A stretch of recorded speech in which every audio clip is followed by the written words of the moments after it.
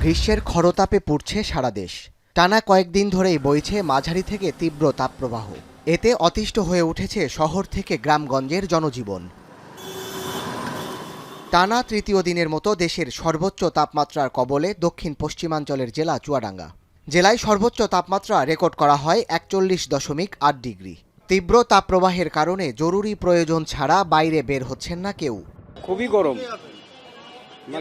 বাইরে বেরানো যাচ্ছে না, বাজার হাট করতে খুব সমস্যা। যে যদি একটু বৃষ্টি নামতো তাহলে হয়তো আবহাওয়াটা কিছুটা একটু তাপমাত্রা কমতো, তাতে জনজীবনে স্বস্তি আসতো।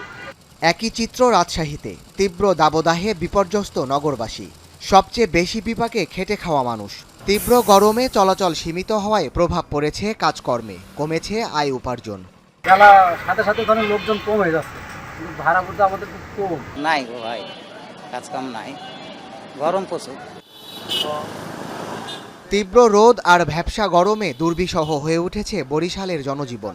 ভিড় বেড়েছে বিভিন্ন শরবত ও পানীয়র দোকানগুলোতে। একটু স্বস্তি পেতে গলা ভিজিয়ে নিচ্ছেন অনেকেই। দেদারসে বিক্রি হচ্ছে বিভিন্ন ফলের শরবত। সকাল থেকে চাপ বেশি, বেচাকেনা বেশি, সন্ধ্যা পর্যন্ত। ডাবের খুব চাহিদা আছে, পানির চাহিদা আছে। ব্যবসা বাণিজ্য করতেও কষ্ট হইতেছে গরমে। এই রাস্তার উপরে ব্যবসা করি, প্রচুর গরম, রোদের ভিতরে দাঁড়াইয়া। গরমের কারণে উত্তরের বিভিন্ন জেলায় দেখা দিয়েছে ধান কাটা শ্রমিকের সংকট। দ্বিগুণ দরেও মিলছে না শ্রমিক। এতে বিপাকে পড়েছেন চাষিরা। কষ্টের শেষ নাই, এরকম গরম আমি এবার তৈরি পাই নাই। কামলা জামলা মনে করেন আগে থাকতে পারতেছে না। দ্বিতীয় কথা মনে করেন আধা ঘন্টা থাকলে পরে কামলা না রেস্ট নিয়ে গেলে কাম হবো না। তীব্র তাপপ্রবাহের পর ময়মনসিংহে দেখা মিলেছে স্বস্তির বৃষ্টির। বৃষ্টির সাথে ঝোড়ো হাওয়ায় তাপমাত্রার পারদ নেমে গেছে অনেকটাই। সদরের চর নীলক্ষীয় এলাকাসহ বেশ কিছু স্থানে শিলাসহ ভারী বৃষ্টি হয়।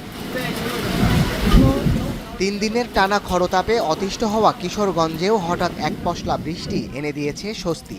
বিকেলের বৃষ্টি আর ঠান্ডা বাতাসে যেন হাঁপ ছেড়ে বাঁচে মানুষ। দুপুরের পর থেকে নেত্রকোনা সদরসহ আশেপাশের এলাকায় ঝড়ো হাওয়া বইতে শুরু করে। বিকেল 4টার পর থেকেই থেমে থেমে বেশ কিছু এলাকায় হালকা বৃষ্টির দেখা মেলে। এছাড়াও সকালে সিলেটেও বেশ কিছু অঞ্চলে বৃষ্টি হয়। এদিকে সোমবার রাজধানী সহ দেশের বিভিন্ন জেলায় বৃষ্টির সম্ভাবনার কথা জানিয়েছে আবহাওয়া বিভাগ। সাদাত শাহেদ, এখন।